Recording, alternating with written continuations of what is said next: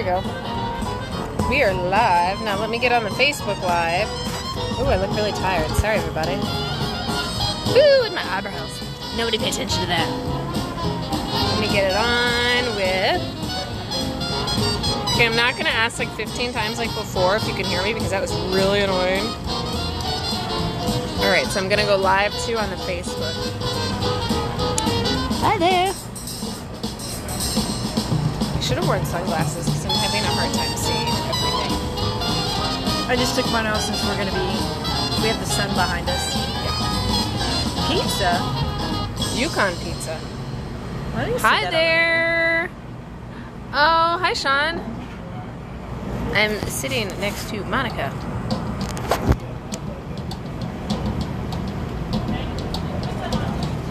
Alright, so we are starting on the Facebook too. And let me turn that around. Dun dun dun. Okay. It's really hard to see this sucker. Glare. I know. Hello. Hello. Okay, I want to make sure that we're both in the shot here. I think we're good. I love your outfit. It's funny, I just saw your outfit. Hey, hold on, Amy, you got to say hi to Instagram and Facebook. Hi, Instagram and Facebook. Let me just make myself more presentable. There we go, rockstar cool. This is Amy. Hi. Amy is lunching, and we're actually just happen to be in the same place at the same time, and I love that. Did I text you, or did I think about texting you? We Instagram, which never quite counts. I but know. Sort of does. I need to text you. I'm okay. nearly back out now. All right. Hello. Sorry, station interruption. Welcome interruption. That, for all of you that don't know, that is Amy from the Misbehave show on the Strip, formerly of, because the show is closed since we don't have shows. But that is our friend Amy, friend of Caridad. And more importantly, I want to introduce, I'm going to scoot it a little bit closer here. I want to introduce my friend Monica. Hello. So I should say where we're at right now for those of you tuning in, because it's kind of loud. You just saw Amy. And we are at the Fergusons, and their newest project, for those of you that live in Las Vegas, it's the Vegas Test Kitchen. So the Vegas Test Kitchen actually purchased some of our produce, so our friend Chef Christina is going to be doing our mint and kale here. So if you come here, you will actually have produce from Caridad Gardens, and so this is a new concept. It is actually right across the street from our farm. It's on 11th and Fremont, and it's got several chefs. So what happened, for those of you that are not in Las Vegas and you don't know, things really aren't fully open yet. And so a lot of chefs, a lot of cooks have been laid off, and so the Vegas Test Kitchen is a spot where the chefs can come and they have their own concept. So it's an app that you download, and you pay at the table, and you order at the table, and it's really cool. So no touch, very safe for those of you that are worried about transmission or distancing. There's outdoor seating available. So the Vegas Test Kitchen, operated by the Fergusons downtown, our partner for the farm, they have this really cool concept to where you can literally order from multiple chefs on their app. Any given day, there's at least 3 chefs here, and so you can order from their menus and pay through the app. So that's where we're sitting at right now, because we were actually talking mint with Chef Christina. And now I am going to scroll over a little to my friend Monica. And Monica has been a friend and longtime community partner of Caridad. I'm going to move it a little closer to you, Monica. And so do you want to tell us, what company are you with? So I am the principal architect for Brazen Architecture here in Las Vegas. Even though we do predominantly commercial, higher education, and public work, we do a lot of work also with neighborhood communities. For instance, right now we are in Meadows Village, which is better known in Las Vegas as Naked City, close to the stratosphere. We've been working there for quite a long time. You want to talk about that now, or you want to talk about more of our history? Well, actually, really quickly, I have to give Monica a shout out because I'm very proud of her. What award did you just recently receive? Oh, thank you. In December, I won the AIA Nevada Citizen Architect Award, and that is the first time that AIA Nevada has recognized citizen architecture in the state.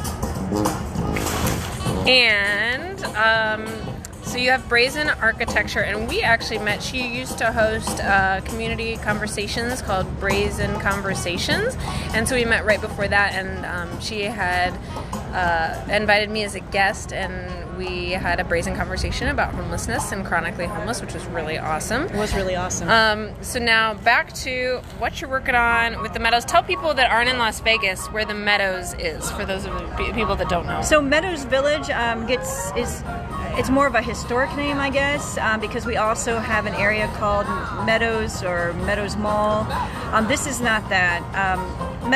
The Meadows Village area is in the Gateway District of the city of Las Vegas. It is located right off of Sahara, between the Stratosphere and Industrial Road, or between Sahara and the I-15. And it's a really old neighborhood. A lot of people think that the name Naked City comes from sunbathing showgirls who are topless, but we don't really have a lot of evidence for that. I've actually heard that. What's that? Yeah, I've heard that. It's been going on for a while. Yeah. The state historic preservation people think that comes from some TV show that was out in the 80s, something about Naked City, and so it got adopted. Meaning a really bad neighborhood full of crime and drugs and gunfights and prostitution and trafficking, and that's basically what it's been for the last 30, 40, 50 years. And more recently, we started focusing on it. Let's do like this.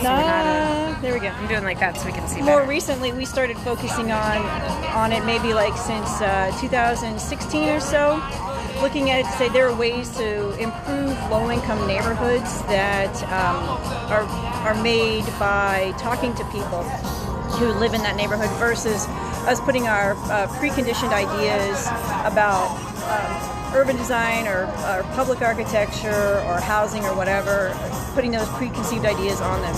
So we've been trying to make inroads for a number of years with people, and of course, as you can imagine, there's a lot of skepticism from the adults. We partnered up with Casa de Luz, who's in the neighborhood. They're the faith-based nonprofit. And actually, I think I found out about Casa through you. Anyway, so we started working with them. We've worked with Stupak Community Center, which is the city of Las Vegas's community center.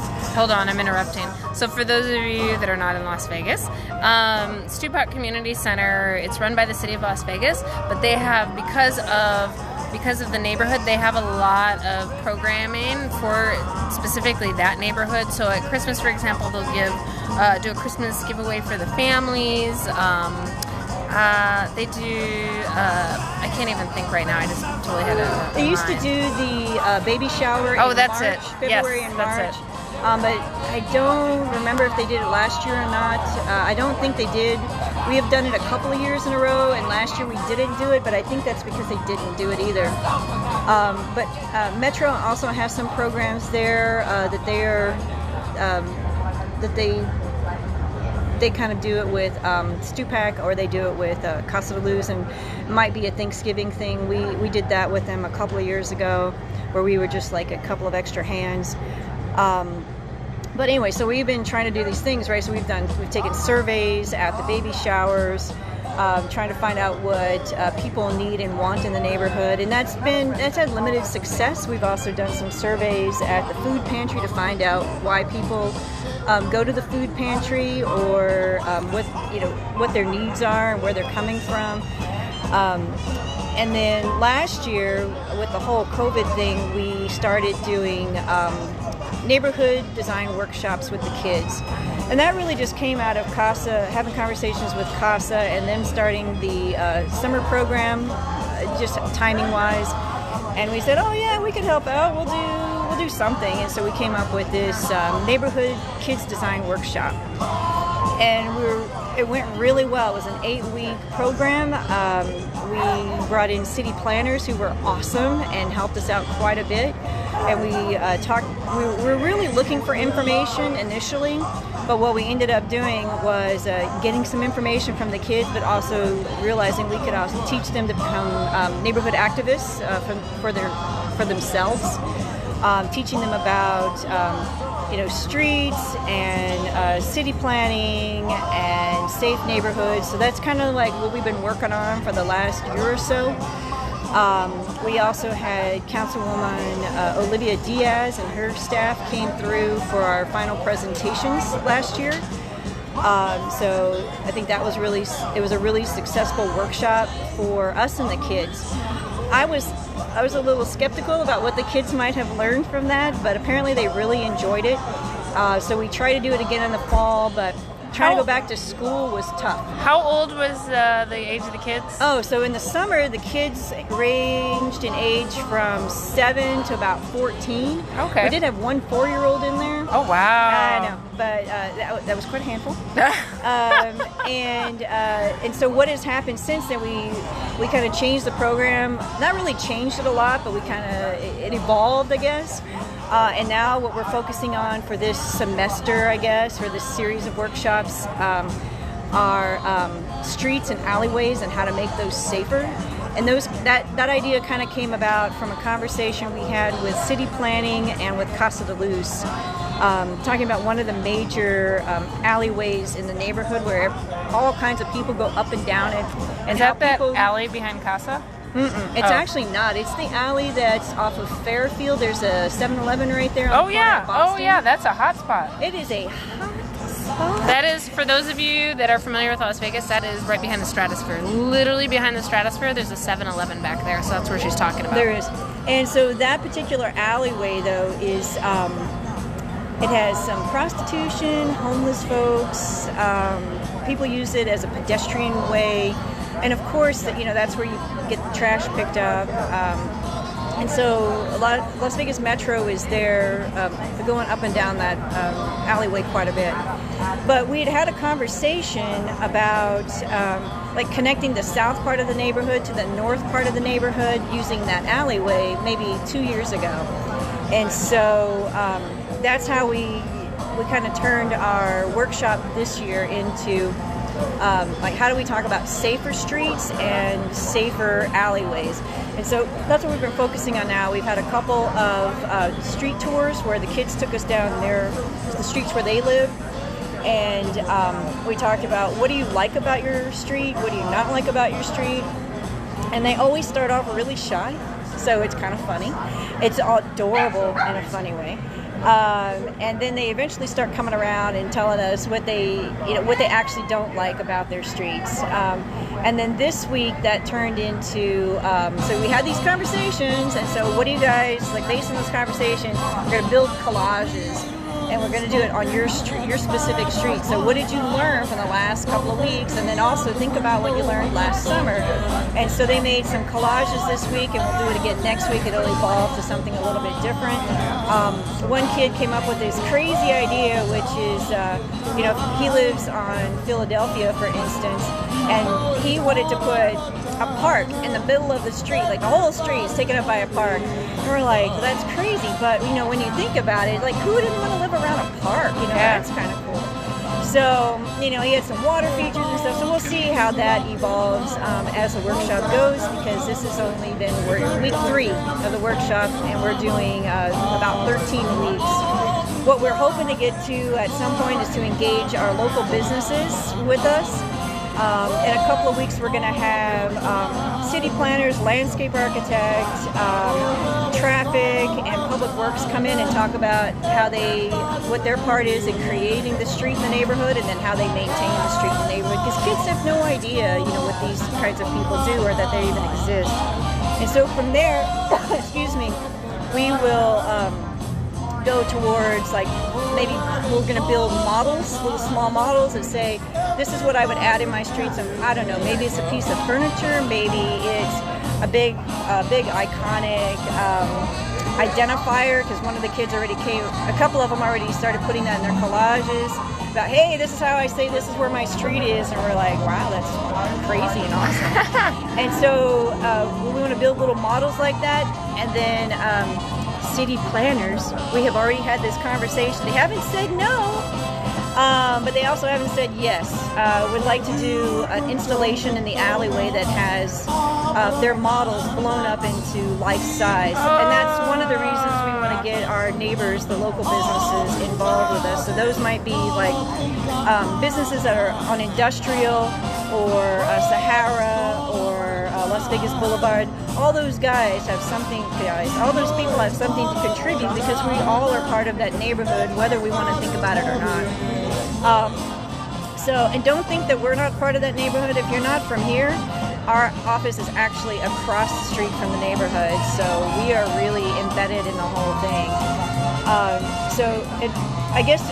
So those are the kinds of things we're trying to do just this year. I don't know where we're going after April, but we're probably going to take a break and maybe do something in the summer as well. We don't know where we're going with that information yet. So it's been a really good experience for us, and the kids seem to like it. So I mean, it's hard to say we're not going to do it anymore. We just got to figure out how it's going to evolve. And kudos to all of us because Casa de Luz came to us in 2019 and asked us how we could slow down traffic in the neighborhood. For those of you, it's hot. Hot. We lost something. My phone overheated on the other phone. Sorry. Oops. Anyways, for those following on this one, Casa de Luz is over on Tam Drive, and that often is a cut through for cabs and other vehicles. And so, yeah, I've been guilty too of flying through that street. So I don't fly. So back to slowing people down. So, knowing that a lot of people use the neighborhood to cut through from Industrial Road to Sahara or to Las Vegas Boulevard, Pat Walter over at Casa asked us if we could do something about slowing down traffic. And I said, I don't know, we'll try to figure something out. Let us go talk to the city and see what happens. And so we ended up talking to Gina Kendall over there at the City of Las Vegas in traffic. She's over at RTC now. And she said, I certainly will look into that. And now here we are. So last week when we were doing tours with the kids for our workshop, we saw that the city had already started installing these speed humps, excuse me, and they actually installed more than we thought they were going to do, which was pretty awesome. Ooh, getting some shade now. It's kind of bright, I agree. So that's one of the great things that we can do as partners in a neighborhood. And so since we had teamed up with Casa de Luz, they knew that they could try to figure out how to make the neighborhood a little safer. We did ask the kids during the tour last week if they thought the traffic had slowed down or if they were outside, but they're not quite used to going outside in that neighborhood right now. So they haven't really done that. But also those traffic humps are kind of new. Yeah. So I have a question though. Yeah. How have the parents received you? The parents of the kids, have you found that they've been interacting with you? They've been supportive? We really have only seen the parents a couple of times. When we had the summer workshop, and it culminated in a presentation, if you will. And so what we did was we told the kids to invite their parents or their guardians or whoever they wanted to come and see all the work they had done over the summer. And I think they were really surprised by how much they had actually done and accomplished over the summer workshops. So we met some of the parents there, but they really weren't used to seeing us, and I don't think they still are.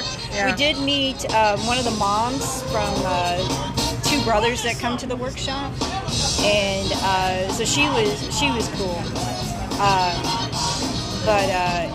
She said that she thought that every time one of her boys is really talented in terms of the artistic side, and the other one is a little on the mischievous side. But I think that he gets bored really easily. And so, Keith Tamura from Brazen, he and I were having this chat with her, And he goes, that kid is really smart. And she said, okay, but he's just kind of mischievous. And we said, hey, he's so quiet when he's in the workshops, and he's very respectful. And she's like, where did this kid come from? Anyway, good kid for us. So, but he's actually with this workshop. He's been really, really great. I can't read. I don't have my glasses on. I just said hi. Hello. Hi. Hi. Hi. Oh, sorry. You don't need that head. Stooges action. Live TV, basically, Yeah. right? Yep. That's amazing. And I don't know if you. It's kind of hard to get this shot because we're like a little kludgy here with our. I'm trying not to stay too close to you. Oh no, you're fine. It's better actually if you're closer. I'm moving this around. Sorry, everybody. I don't know. Have you ever seen Sir Ken Robbins when he did his TED Talk on education? I don't think so. So he talks about there was a girl that was super hyper, and so she basically couldn't sit still. She was doing horrible in school, and they complained about her. And he goes, "Oh, she's a dancer." And so it's like that's what I think of when you say about that kid, how he's really brilliant, but he probably didn't have anything that was engaging to him yet, so he's kind of acting out. He didn't. But if you, so when we did the collages Monday, which was to talk about their street, he was really interesting and thoughtful in the kinds of things that he was talking about. He didn't want to actually talk or present for some reason. Kids get really shy, even though these are kids that they all grow up around, and there were only maybe 8 kids in this particular workshop. It's all teenagers for the spring or winter. I guess we're still in winter, but we're calling it spring. But, like when you start to ask him questions about like, why did you do that? Or what were you thinking? And were you really thinking about this kind of thing? And he will actually start to tell you like what he was thinking, which was really fascinating, right? So, And he's how old? He's 12 or 13. Okay. So, teenager. Yeah. So, but, the kids are really way smarter than I was when I was that age. Street savvy. I was naive, until I was like 40 Well, and or older. also I will say the area that she's talking about, again, for people that aren't familiar with the Meadows or Naked City, as a lot of us here call it, it's like Monica said, it's been known for the crime, and so unfortunately a lot of those kids see things that like normal kids shouldn't have to see growing up, just because of the neighborhood and the crime in the neighborhood. So it's really awesome that you guys are doing things to engage the kids. And is that at Casa, or do you do that at the Stupak Center? So we do it at Casa. Okay. The kids started going to Casa. They didn't. And that's Casa de Luz Casa too, de for Luz. anybody that just joined. So these kids, for some reason, were feeling disconnected from Stupak. There have been some issues that I am not really privy to, but they started migrating towards Casa. But Casa also went, oh, here, open arms. Everybody, who needs something, we're just here. And if you've ever met any of those people from Casa, you would see that is totally true. Yep, they're great. They don't really care who you are. They just, you need something, we're here to help you. Especially kids, they're all about kids. So they started a tutoring program that goes along with school now. And so that's kind of what we tagged on to, is we are part of one of their tutoring programs, because not only do we have them read things, they have to write, and they also have to participate in some sort of an activity. So Casa sees that as part of their whole tutoring process, I guess, which I didn't really think about. But it is pretty engaging and makes you think about all of those things. So I'm pleased that now we all look like a bunch of teachers, but we are not as good as real teachers. We do the best we can, but the kids have been really responsive to that, so I'm pleased about it. And they teach us a lot of things, which is surprising. I shouldn't say that, it's not surprising. They know a lot of things that we don't see, because we drive through the neighborhood or we walk through the neighborhood, and that's pretty superficial if you don't live there, right? So we know like nooks and crannies of information. For instance, something I didn't really think about is how they feel about 2 apartment buildings backing up to each other. and people park in that kind of an alleyway, but there's also dumpsters there. And the kids perceive that as messy and scary and dirty, and we had them label like different areas in the neighborhood last summer. And so when we were walking around last week looking at their streets again with them, you know, those kinds of things came up again. But, you know, so now what we're thinking is maybe what they need are trash enclosures. Maybe that's the problem. And maybe that would help beautify the space. And one of the kids said, yeah, but then somebody will hide in there and it'll be scary, or it'll be harder to get to the trash bin, or, you know, there are a variety of things. They're just things they're not used to, though. Oh, hold on. We gotta have them say hi. So I'm turning this around and putting you girls on the spot. Hold on. Say hi. Hi. This is Erica and Chef Christina. Right, there you go. And you're on Instagram and Facebook. So shy all of a sudden. Erica is one of our partners at the Ferguson's downtown, and she is operating the space that we're sitting in right now, which is the Vegas Test Kitchen off 11th and Fremont. And then Chef Christina is one of the chefs here, and so I am addicted to her Vietnamese crepes, which is pretty awesome. Yeah, she feeds me, and I'm addicted. So that's had to give them a shout out. And she's gonna start carrying our mint in her dishes, so you'll have to come check it out. All right, so now I'm asking you more questions, Miss Monica. Okay. So I'm excited. We're working on a new project together. We are. I'm gonna tell them about that. I don't even know if you fully are there. I'm putting you on the spot. You should tell them about it. All right, I'll tell them about it. And we're gonna actually, hopefully, next week be on site. But so I'm really excited that we're going to be working with the Las Vegas Rescue Mission, and so we're starting. That's Monica's thumbs.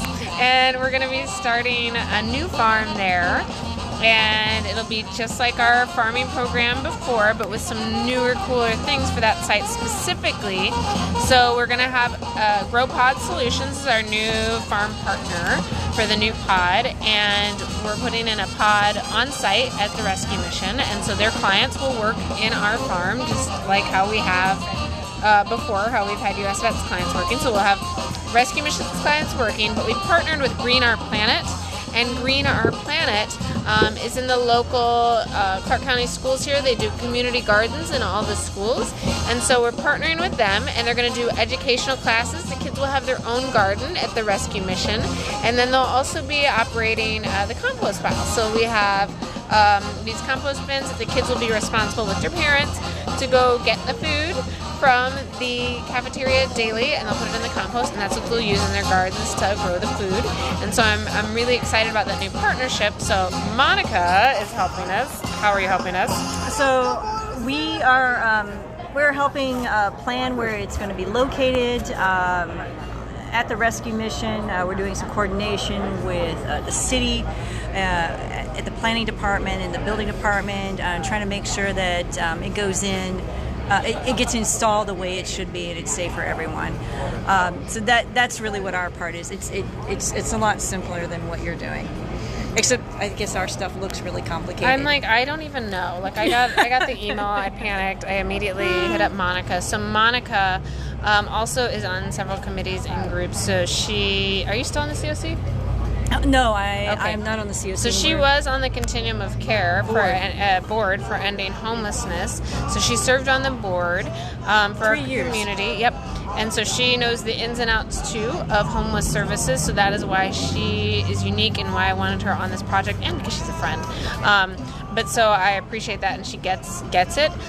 So I'm really excited that we're partnering on this project. Me too. But speaking of committees, you are serving on some other committees as well, are you not, as leadership? So, yeah, so some of that has changed a bit, and so more recently, since Meredith and I had conversations, I co-chair the American Institute of Architects Las Vegas Affordable Housing Committee, and I also co-chair the Women in Architecture Committee. And some of the things we're trying to do there is talk about women in architecture, women who are in architecturally related fields. Like my co-chair is a landscape architect at ARIA Landscape Architecture.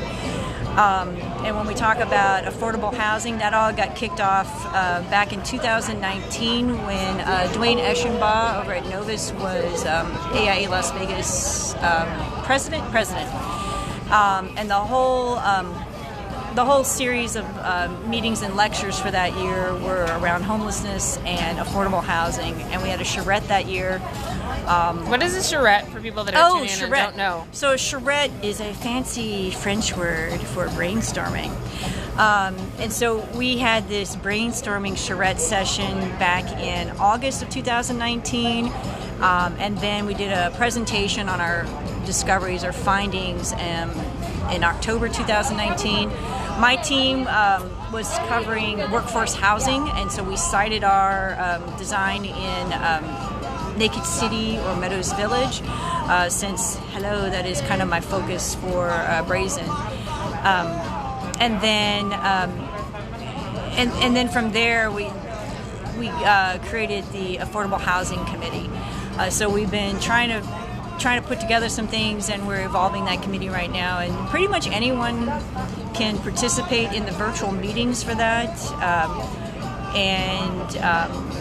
We're trying to refocus that a little bit and talk more about like who our partners are in the community and what other people are doing in the valley, and also what some of our members are doing in the valley, and then what you might find in other parts of the country or the world, and how we could maybe do some of that here. That hasn't really happened yet. We're working on that part. So we're restructuring a lot of that, and you'll hopefully in the next few months you'll find that on the AIALasVegas.org website.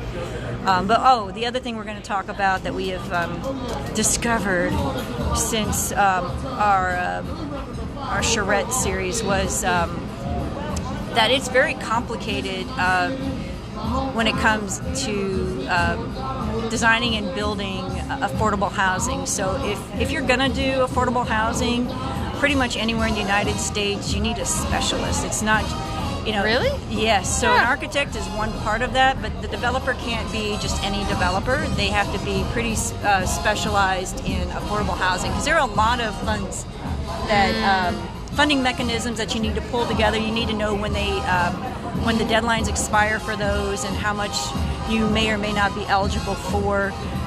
It's fairly complicated, but groups like Nevada Hand, they're really good at doing that.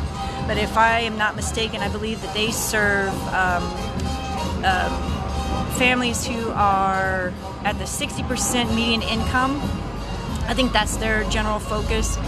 And I am more interested in like the lower part of that income level, but I have not personally figured out how to do that yet. That's probably even more specialized, a smaller group of people, who know how to pull all that funding together.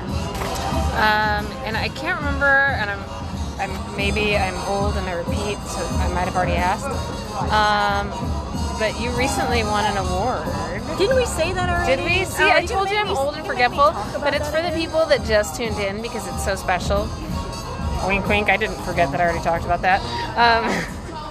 Put me on the spot. So, because of all of Monica's work in the community, she recently won an award. So, and that award is the Citizen Architect Award that was awarded to me in December 2020, and that was from the AIA Nevada. That'd be the American Institute of Architects Nevada. That's amazing. She got recognized for her work in the community. It's worth bragging about twice. And for those of you that heard that first one, just act like it didn't happen. I'm old, okay? But I think I'm throwing it out there. We have been kicking this around for really as long as I've known Monica. It is my dream to do housing with Monica. So throwing it out there somehow, some way. I don't know how, but it's going to happen, and I feel it. I'm predicting this. So do you remember when we talked about some sort of a campus where you would have transitional housing, and then you'd go from transitional to more of a permanent type situation? And I remember the first thing you said to me was, I'm really thinking like KOA is how you start. And I said, not in downtown Las Vegas. That is not not gonna No, fly. yeah. But that was probably 6 years ago. Yeah, I think yeah, it was. yeah. It was a long time ago. So, and then I just for funsies, because we were sharing this today at lunch, how you and I met. Oh yeah. That's kind of a fun one.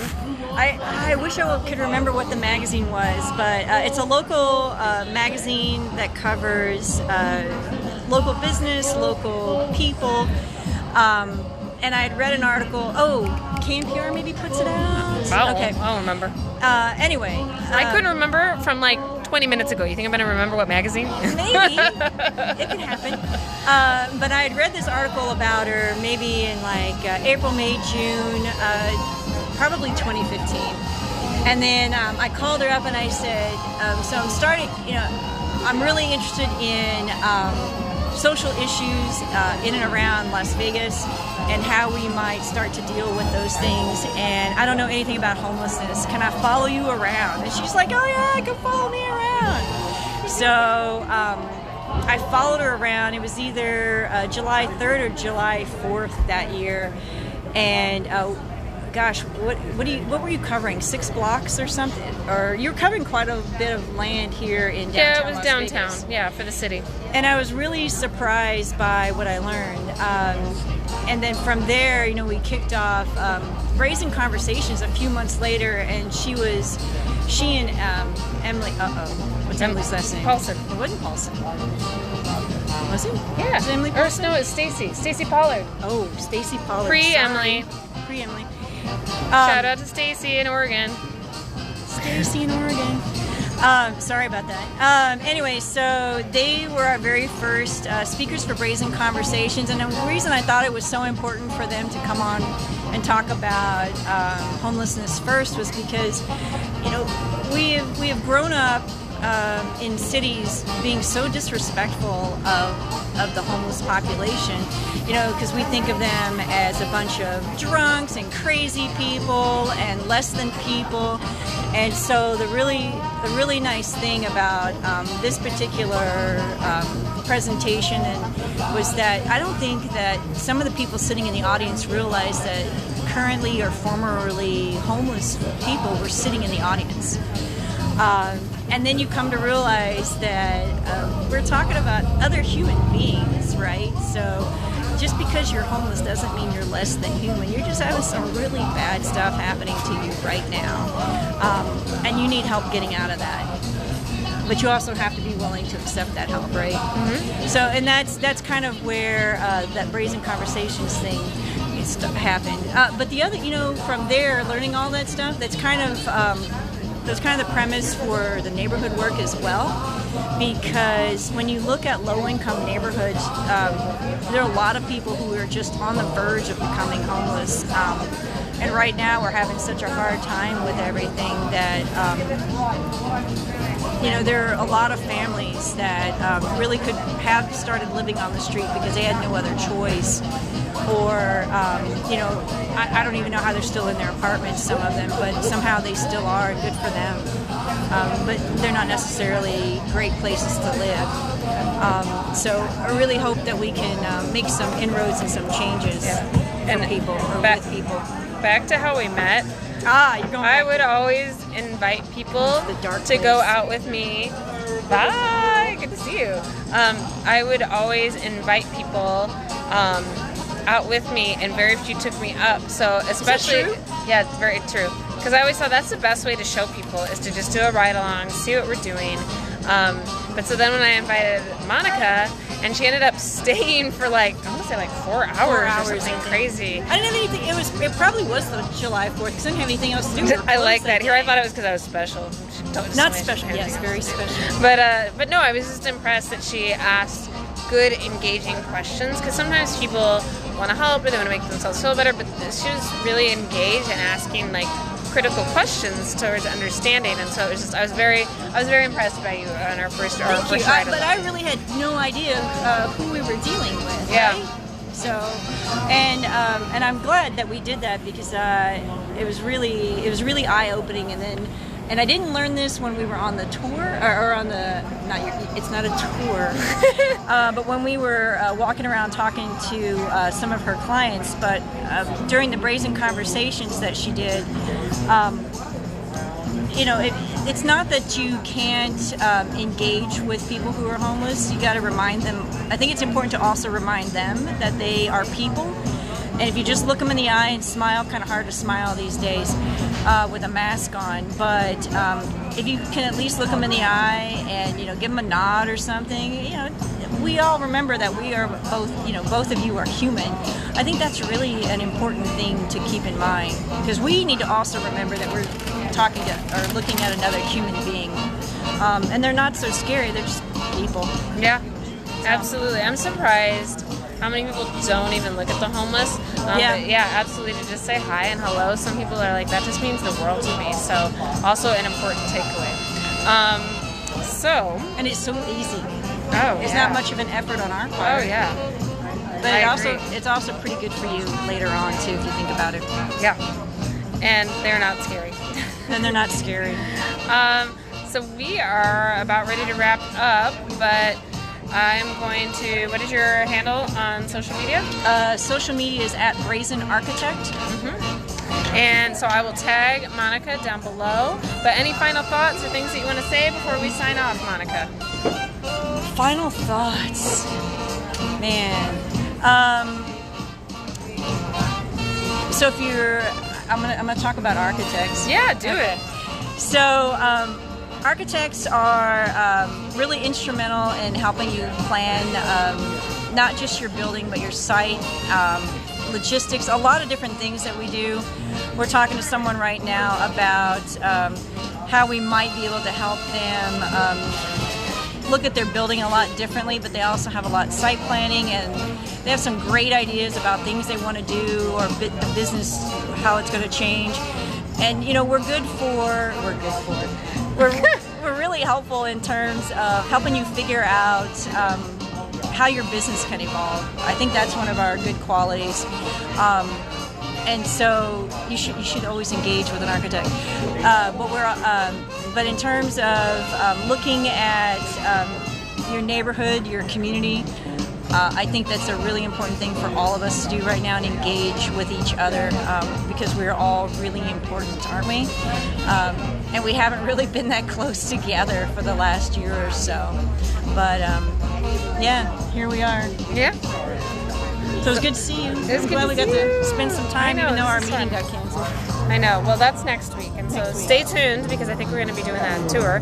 But thank you. I'm backing out a little. High powered. Just kidding. Backing up. Back it up. Hold on, everybody.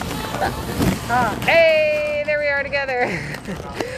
So thank you, Monica. Thank you for joining us from Brazen Architecture. And I love bragging on her, because I feel like architects are unsung heroes of the community. Thanks, and they don't get enough shine, but literally everything around you they have touched. So very important to our community, and I love that Monica's heart is all about giving back too. So it's really, really cool, and I am happy to know you, and thank you that you took time to sit down with me today and check her out. I'll put her handles down below for Brazen Architecture, and that is all. Thank you guys. Real quick, I just want to say really quick, because I can't do this without Keith and Nesreen. So Oh yeah, they're great. Keith Tamura and Nesreen Altamimi, and also my awesome husband Sean Gressor, who help out a lot with all the community stuff that we do.